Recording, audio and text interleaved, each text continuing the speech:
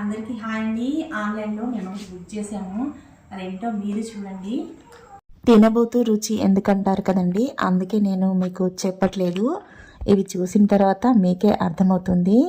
ఇవి మాత్రమే కాదండి, దీంతో పాటు ఇంకొకటి కూడా అటాచ్మెంట్ ఉంటుంది, ఒక పరికరము.